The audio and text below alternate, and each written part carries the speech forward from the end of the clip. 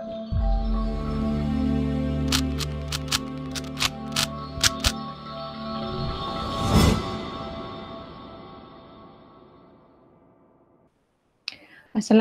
dan selamat pagi. Pertama sekali saya ingin ucapkan tahniah kepada semua calon-calon SPM yang telah pun mendapat keputusan mereka pada baru-baru ini ya. Jadi saya ingin perkenalkan diri saya. Saya Dr. Rosraili binti Anwar, Ketua Program Pendidikan Seni dan Reka Fakulti Pendidikan Kampus UiTM Kampus Puncak Alam. Jadi di sini saya ingin kongsikan apakah yang perlu kita ketahui sebelum kita, mungkin ada di antara peserta sana yang berminat untuk menyertai program pendidikan seni reka ini ya. Okey. Jadi pertama sekalinya ijazah sarjana muda kepujian pendidikan seni reka ini ditawarkan selama 4 tahun kepada calon-calon yang berminat untuk melanjutkan kerjaya mereka sebagai guru pendidikan seni visual. Jadi ini merupakan kursus yang ditawarkan dan ianya bukan hanya meliputi kemahiran untuk menjadi guru pendidikan seni visual, tetapi pemohon-pemohon juga boleh mengambil kira perkara ataupun career perspective seperti yang ditunjukkan di sini, dan ini adalah antara kejayaan-kejayaan yang boleh diceburi selepas menamatkan pengajian di dalam bidang pendidikan seni reka ya. Okey, pertama sekali kita lihat dulu syarat kelayakan kemasukan ke dalam program pendidikan seni reka ini ya.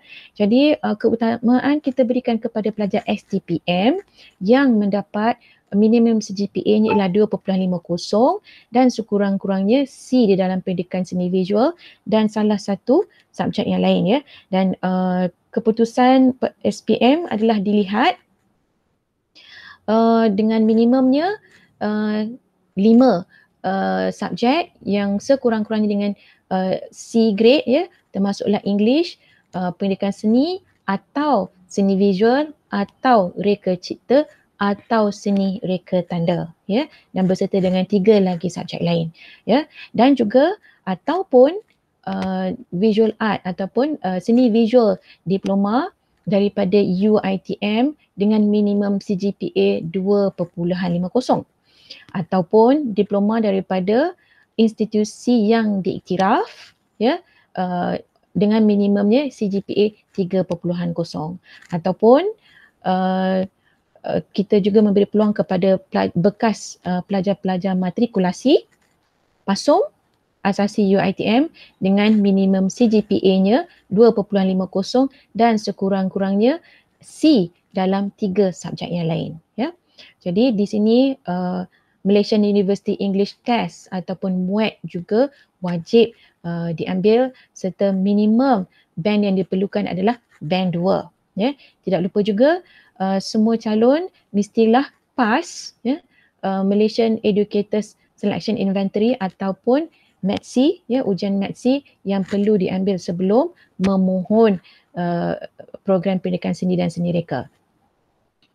Jadi kita lihat di sini, ini antara kejaya ataupun peluang akademik yang lain yang boleh diteruskan selepas menamatkan program pendidikan seni dan seni reka ini ya. Okey, ini adalah soalan-soalan lazim yang biasanya ditanya oleh para pemohon ya. Bolehkah pelajar mendapat pengecualian kredit? Ya, boleh, tetapi bergantung kepada syarat-syarat yang telah ditetapkan oleh pihak Fakulti Pendidikan ya. Berapa banyak subjek yang diberikan pengecualian kredit? Ya, subjek yang layak diberikan pengecualian juga telah dikenal pasti serta akan dimaklumkan kemudian oleh pihak pentadbiran Fakulti Pendidikan ya, dan jika pelajar layak maka berdasarkan kepada syarat-syarat yang telah diberikan maka dia boleh memohon ya. Okay. Bolehkah disingkatkan masa pengajian walaupun telah mendapat pengecualian kredit? Tidak boleh. Pelajar masih perlu meneruskan pengajian selama 4 tahun ya. Okey, apakah syarat wajib yang lain semasa temuduga? Antara syarat wajib yang lain adalah menyediakan e-portfolio yang mana calon perlu menyediakan 10 hasil karya terbaik yang pernah dibuat, yang telah dibuat semasa SPM ataupun STPM dan dihantar secara online ya kepada semasa permohonan.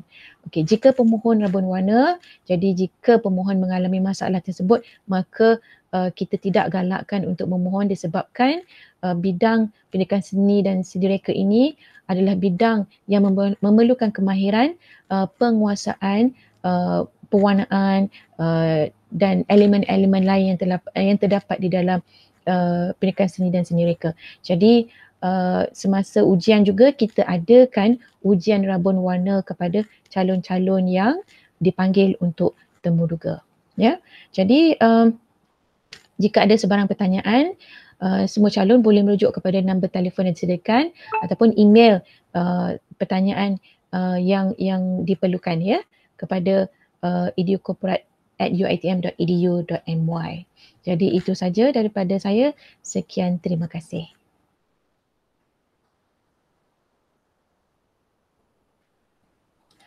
Dan saya juga di sini ingin mengucapkan tahniah kepada semua dan harapan saya adalah semoga calon-calon dapat melanjutkan pelajaran kepada bidang yang diminati serta bidang yang menjadi pilihan kepada semua.